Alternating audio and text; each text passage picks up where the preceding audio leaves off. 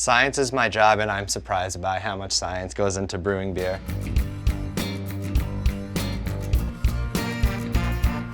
So my name's Aaron Reams, president and co-founder. The science behind it all is really what I'm most fascinated with. I grew up in the lab.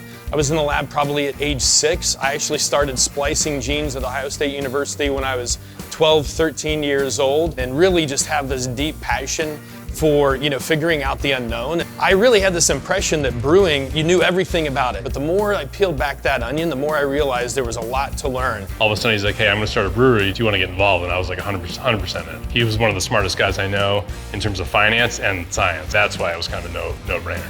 We have a lab that's probably bigger and better than what we need right now, but it's all about scaling and planning for the future. When you make beer, you have to control temperature very closely. So we have a lot of technology in chiller systems. We have a steam generation boiler so we can heat the beer quickly and get it to boil. So there's a lot in the process itself to make the beer very good. But actually being able to predict, hey, if I take this yeast strain, put it with that particular chemical source, which might be from a hop or an extract, I can get this particular flavor when I use these particular conditions.